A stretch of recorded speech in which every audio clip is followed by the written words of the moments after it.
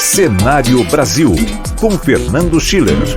Ontem, Fernando Schiller, eu comentei aqui na Rádio Bandeirantes, né, a presepada desse deputado Nicolas Ferreira aí, que foi o mais votado lá por Minas Gerais, o mais votado do Brasil, e que sacou uma peruca, né? Até elogiei bastante o que o presidente da Câmara fez, a manifestação que o presidente Arthur Lira teve, de falar que aquilo lá é um cara de respeito, né?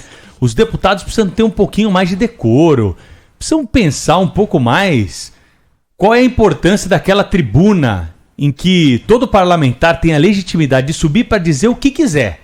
Agora, fazer palhaçada lá em cima é tirar um pouco da credibilidade de um lugar que deveria estar sendo usado para discutir a reforma tributária, a reforma administrativa, para discutir, por exemplo, Cláudio Humberto, a necessidade de uma reforma no nosso Código Penal, que é cobrada quase que semanalmente aqui pelos ouvintes da Rádio Bandeirantes, quando assistem casos de impunidade, como esse da Elise Matsunaga, que nesta semana foi flagrada tomando cerveja depois de matar, esquartejar, conseguir liberdade provisória, apresentar documento falso para ter acesso a um emprego e ver a justiça decidir que ela não precisa voltar para a cadeia, porque ela cometeu um crime menor aí, essa falsidade de documentos. Então tem muita coisa séria para ser feita, para ser discutida. A gente está perdendo tempo, né, com essas bobagens todas. E aí a gente vê esse episódio desse deputado que foi o mais votado, hein? Olha só o peso que ele carrega nos seus ombros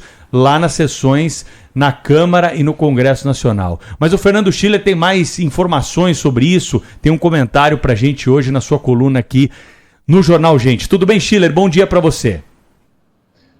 Tudo bem, Pedro, Thaís, Sônia, Cláudio, nossos ouvintes. Olha, esse é um tema interessante que diz respeito à imunidade parlamentar, né? Então, imunidade parlamentar é um elemento fundamental em qualquer democracia, em qualquer parlamento. Isso vem do século XVI. Você sabe que eu gosto muito de história, eu gosto de estudar essas questões.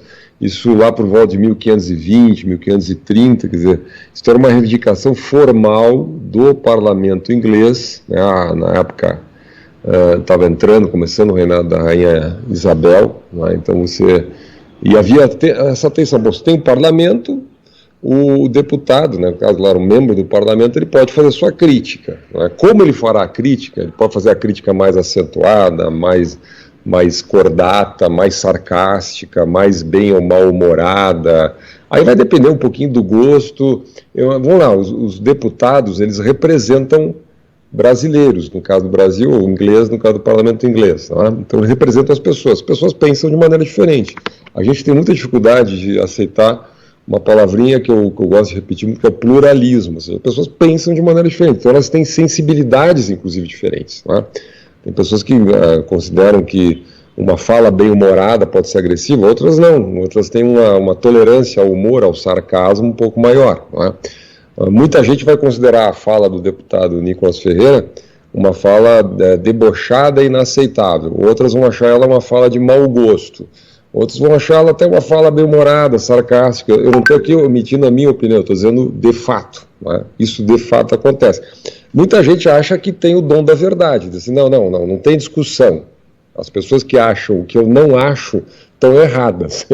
Eu sempre acho engraçado essas pessoas, porque eles assim, existiria assim, uma espécie de parlamento, um comitê celeste do adequado, do correto, do certo, do verdadeiro, e elas casualmente representam esse supercomitê. Né? Como eu acho que esse comitê não existe, a sociedade é diversa, é plural, é preciso encarar esse fato, não é? O fato do pluralismo. Aí. Bom, no fundo a grande questão brasileira é essa, não é só no caso do Nicolas Ferreira. Né? Nós tivemos vários deputados, eu falei aqui, a gente comentou aqui, a Band é uma das poucas rádios no Brasil que trata disso, é incrível, né? Às vezes nós tratamos, os deputados foram banidos, Bia Kicis, o próprio Nicolas Ferreira, outros deputados, que é Major Vitor Hugo, lembra lá, que era o líder do governo, enfim, por N razões, geralmente por essa ideia da ameaça à democracia, enfim, mas no mesmo estilo, sem acesso a processo, sem contraditório, o ministro foi lá, apertou o botão, mandou tirar das redes sociais. Né? Também aqui não entro no mérito, quer dizer, Tem gente que acha que deve haver uma democracia de tutela. O Supremo Tribunal Federal seria uma espécie de órgão tutor da democracia brasileira. O ministro tem o seu botão lá. Quando ele acha que o deputado passou do limite, ou fez um tweet que não devia ter feito, ou apoiou um movimento que não devia ter apoiado, ou usou uma expressão que não devia ter expressado ou usado, ele aperta o botão e manda o YouTube, o Twitter, o Facebook tirar o deputado do ar. Vamos lembrar, hoje em dia, o debate público basicamente se dá pela internet. Não é? Você censurar hoje uma rede social é a mesma coisa que você censurar um livro, um panfleto, um impresso há 30, 40, 50 anos atrás. É disso que se trata, na verdade. Não é? Então você tira alguém das redes sociais, praticamente a pessoa some, ela desaparece do debate público, e um parlamentar ele perde, inclusive, praticamente toda a sua comunicação com a sua própria base, né, com os próprios eleitores que ele representa. Então isso aconteceu no Brasil, só que tem um pequeno detalhe, Thaís, Pedro, Cláudio, Sônia, tem um pequeno detalhe aí, tem um artigo na Constituição, chamado artigo 53 da Constituição, foi escrito lá nos anos 80, que diz o seguinte, que os parlamentares são invioláveis por palavras, votos e opiniões, ponto. Palavras, votos e opiniões. Isso foi criado nos anos 80 exatamente para dar força para o Congresso, para que o Congresso tivesse liberdade, para que ele expressasse a diversidade brasileira, as opiniões dos brasileiros, os modos, os jeitos, enfim, dos eleitores brasileiros, cada qual representando a sua região, enfim, a sua ideologia, a sua visão do país, né? Com liberdade. Isso na época foi entendido como algo democrático, algo que protegia o Congresso Nacional contra o arbítrio de quem quer que seja. Pode ser do Executivo, pode ser dos militares, pode ser do Judiciário, pode ser de quem quer que seja. Né? Bom, depois nós tivemos, essa semana, a gente teve um outro caso. A deputada Tabata Amaral, ela pediu autorização para processar o deputado Eduardo Bolsonaro também por um bate-boca no Twitter, eu não entro no mérito aqui, uma divergência sobre aquela legislação para distribuição de absorventes. Rede social defendeu aquilo, o deputado Eduardo Bolsonaro respondeu e atribuiu a ela um interesse escuso. Diz que a deputada está defendendo esse projeto porque ela quer defender o interesse de uma empresa ou de um empresário que patrocinou a campanha dela e tal. A minha impressão, eu não estudei o assunto no detalhe, que a alegação do deputado é mentirosa. Acho que a deputada Tabata Amaral defendeu essa proposição, a minha impressão, a minha opinião, porque ela realmente acredita nisso, é um direito dela. Né? Agora, vamos lá, o Supremo autorizou, por uma margem mínima, um voto do ministro Alexandre de Moraes, foi seguido pela maioria de 5 a 5, se não me engano, foi 6-5, e definiu que sim, o deputado pode ser processado, então quebrou a imunidade do deputado. Né? Interessante que houve 2 votos, Pedro que gosta da temática jurídica, houve 2 votos. Um voto do ministro Dias Toffoli, dizendo o seguinte, olha, eu posso não concordar com o deputado, posso achar que ele faltou com a verdade, mas é um direito dele, porque ele está no exercício da função parlamentar, é um debate sobre um projeto de lei no Congresso, portanto é um debate que diz respeito aos deputados, e ponto. E a Constituição garante o direito dele, palavras, votos e opiniões, e é isso, os eleitores da sociedade vão julgar e pediu para arquivar o assunto. O ministro Alexandre de Moraes disse não, e alegou 3 coisas, basicamente. Primeiro, que o deputado não disse a verdade. Não é? O que eu acho, na minha visão, até eu estou com o voto aberto dele, que ele diz assim, a liberdade de expressão não é liberdade de propagação de discursos mentirosos, agressivos, de ódio e preconceituosos. Né? E bota um ponto de exclamação. Significa o seguinte, o ministro Alexandre de Moraes, na prática, ele está reescrevendo a Constituição, na maioria do Supremo, na verdade, né? Porque agora a imunidade parlamentar diz o seguinte, o deputado pode, inviolável em palavras, votos e opiniões, vírgula, desde que o Supremo Tribunal Federal não considerar que ele tenha mentido.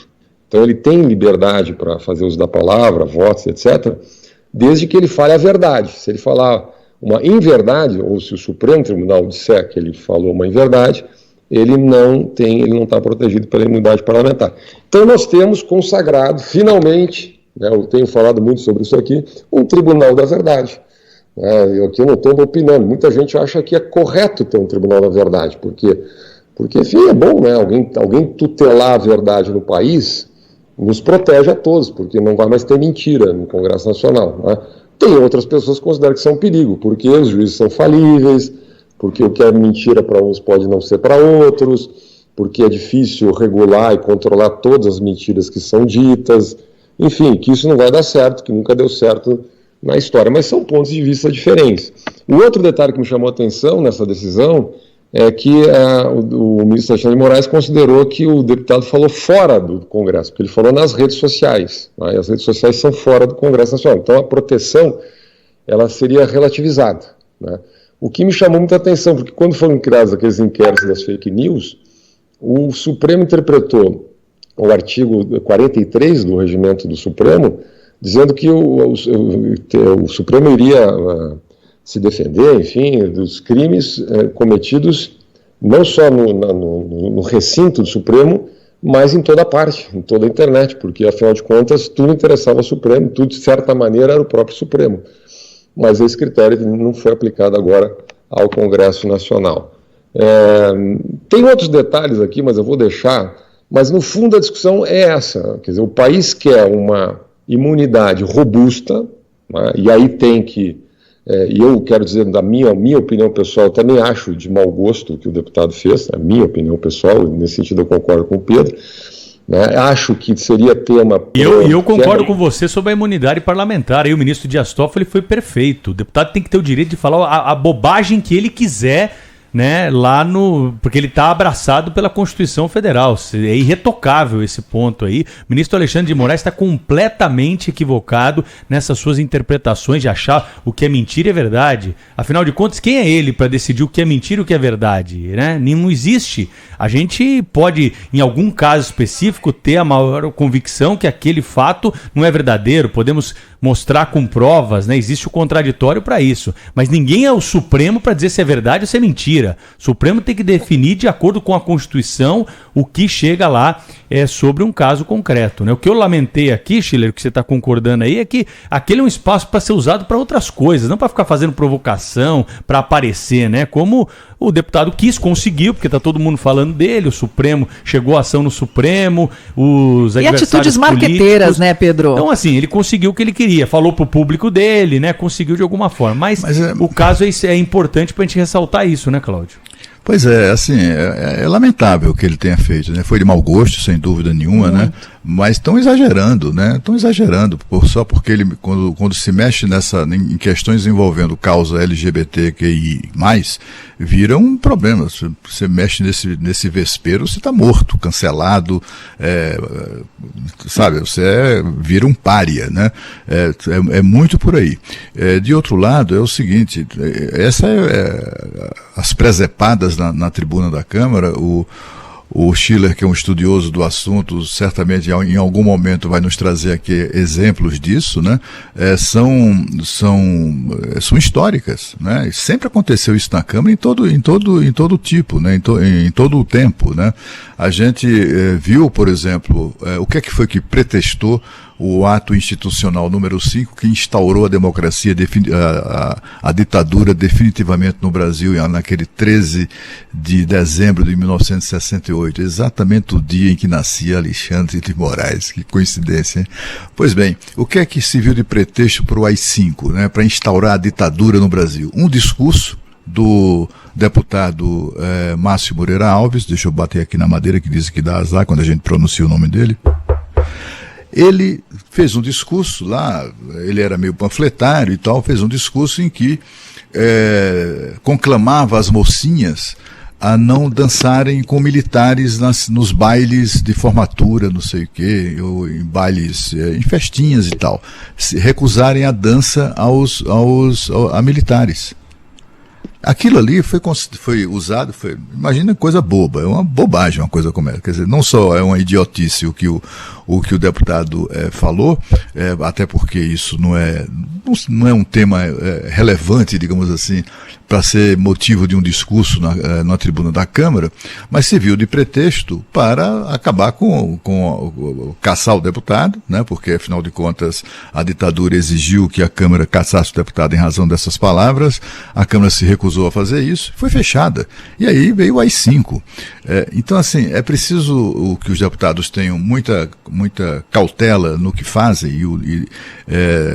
no exercício do seu mandato, mas eles têm absolutamente o pleno direito. O Márcio, o deputado lá que pretextou o AI-5, ele teve todo o direito de dizer aquela bobagem. Está na Constituição, já estava na Constituição daquela ocasião, a proteção a palavras e opiniões dos parlamentares. No Brasil virou isso, né? Virou isso, é a ditadura do Ministério da Verdade agora, né? Agora quem é que vai, quem é que pode definir o que não é ou o que não é verdade, né? Além dessa questão aí do LGBT, não sei o que tal, que o deputado, da qual o deputado debochou, e é por isso que ele está sendo alvo de tanta, merecidamente, aliás, né, porque é preciso ter respeito às pessoas, né, eu acho que a questão fundamental é o respeito, né, é o fato dele ser bolsonarista, isso também é quase uma coisa considerada criminosa hoje aqui nos meios políticos, etc. Então, é preciso ter estão exagerando um pouco nessa questão aí do deputado Nicolas Ferreira, na minha opinião. Acho que o que ele fez é indesculpável, mas é assim, ele acertará essas contas com os eleitores na próxima eleição. Né? O deputado que se comporta dessa maneira, muita gente já deve ter se arrependido do voto ou já deve ter decidido não repetir o voto nele nas próximas eleições. O povo é que tem que decidir sobre isso e não conveniências políticas ocasionais. Olha, Cláudio, eu concordo contigo, assim, e com o Pedro também. O que acontece, até o comentário da Thaís aí também, o que acontece é o seguinte, existe uma coisa chamada internet, YouTube, imagem hoje. Então, muitos deputados, eles usam a tribuna para produzir imagem. Né? No caso do Nicolas Ferreira, muito jovem, muito inexperiente, quer dizer, ele é um youtuber. Então, ele usou, imagino que ele usou aquela peruca ali para causar um escândalo, né, na internet. Então, ele conseguiu, lá onde eu estava olhando, ele conseguiu mais 40, 50 mil seguidores num dia. Então, quer dizer, tem uma estratégia de marketing aí, a política foi contaminada pelas redes sociais. Não é só nesse caso, esse caso é um caso assim, particularmente jocoso, mas mesmo o senador Jaburu, outros, quer dizer, eu vi um grande, eu não vou dar nome aqui, tá, mas um senador importante que renunciou, saiu da política, ele abandonou a vida parlamentar, e eu perguntei para ele por que ele tinha feito isso, ele era um excelente senador, e ele disse, olha, porque eu não sou youtuber. Eu não tenho essa competência de comunicação, então, brincando, porque assim, eu não vou botar peruca, não vou fazer discurso. Muitas vezes faz um discurso super inflamado, vai lá, o Congresso está vazio, assim, o plenário está vazio, o deputado está gravando, né, porque ele vai botar no YouTube e tal, daí faz frase de efeito, enfim, a política virou muito, né, um espetáculo, é isso que, agora, tem que respeitar a imunidade parlamentar, essa é a minha visão. Nessa decisão do Supremo, que foi maioria, o voto foi o ministro Alexandre de Moraes, mas a maioria acompanhou o ministro. O que mais me surpreendeu, Pedro, Cláudio, Thaís, Sônia, foi o outro argumento, o argumento de que a fala do deputado, nesse caso o Eduardo Bolsonaro, não tinha a ver com o exercício do mandato.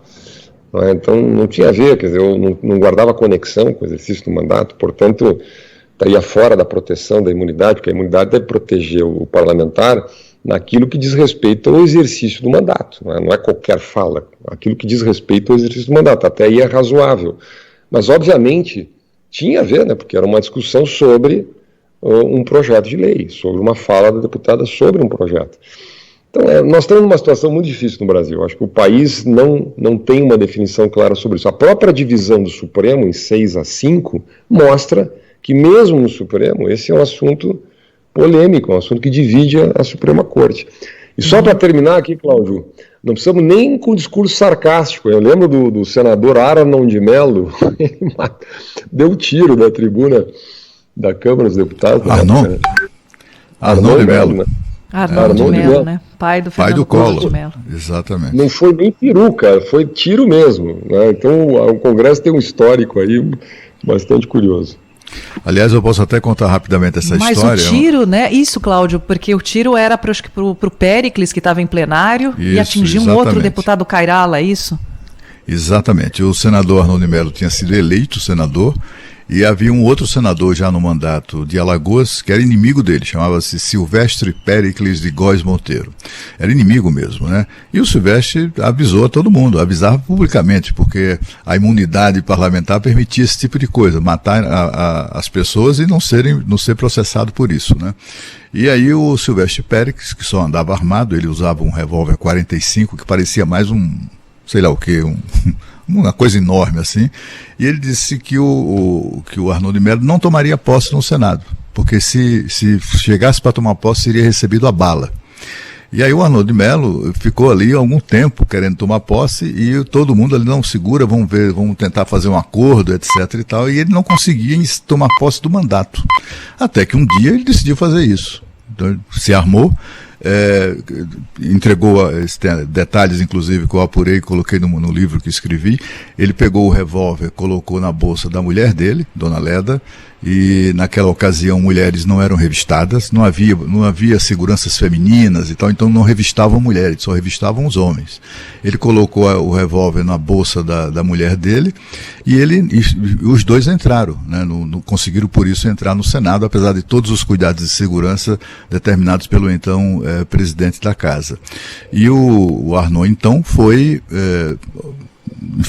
combinou lá com o presidente e tal, ele ficou fora do plenário até que foi chamado para discursar no seu discurso de posse. E aí ele entra no plenário. Quando ele chega na tribuna, o Silvestre Péricles, que estava do lado, que estava no plenário, ele então saca o revólver, esse 45. Assim, o presidente do Senado, que era o Auro de Moura Andrade, colocou um nordestino valente chamado Hernandes Sátiro para ficar do lado do Silvestre Péricles, para segurar o homem. Quando o Silvestre saca o revólver, aponta para o Arnaud para atirar, o Hernandes Sátiro bota a mão sobre o revólver para tentar impedir aquilo, e o cão é aquela pecinha do revólver, né, que dispara, né? Quando ele é armado, o cão, né? E aí o dedo do senador ficou preso ali, o cão espetou. Mas assim, aquele gesto do Silvestre Péricles de apontar a arma fez o Arnaud também sacar a arma dele e atirar em direção ao Silvestre. E isso no Senado Federal. Mas quando ele fez isso, também tinha um segurança que o presidente do Senado tinha colocado lá próximo à tribuna. Quando ele sacou a arma para atirar, o segurança então do Senado pegou pelo pulso do senador Arnaud e levantou pro alto, assim, mas não antes dele dar o tiro. Deu um único tiro, é uma coisa que ele não tinha esse hábito, né, não era um atirador, acabou não atingindo o senador Silvestre, mas atingiu o senador Cairala, um senador do Acre, que era um suplente de senador, que estava se despedindo do Senado, porque o titular estava voltando ao posto, e estava nesse momento alheio ao que estava acontecendo, fazendo pose para a família, pose fotográfica, a família na tribuna. Era o filho tirando foto, né, Cláudio? Tirando foto e tal. E aí ele vai atingido por um tiro mortal e aí acabou morto. Você sabe que esse buraco no teto do Senado, é o segundo tiro do Arnaud, foi disparado por causa do gesto do segurança, foi disparado para o teto. E o buraco da bala permaneceu lá até há poucos anos atrás, quando foi feita uma reforma. Que história! Obrigada por dividir isso com a gente, viu, Cláudio? Te agradecer também ao Fernando Schiller, cientista político, sempre conosco no Jornal Gente da Rádio Bandeirantes. Até a próxima, Schiller. Bom trabalho, grande abraço. Tchau, Schiller. Tchau. Histórias de Salum. Cláudio, parece filme de Bang Bang. Não, mas é impressionante, né? E isso não tem tanto tempo. Não, Imagina. Mas naquela ocasião o Arnoldo de Melo foi preso, ele recebeu voz de prisão do presidente do Senado e ficou na base aérea de Brasília durante, eu acho que uns 6 meses lá detido, mas depois, enfim, tudo ficou por isso mesmo. Rádio Bandeirantes. Aqui você se informa.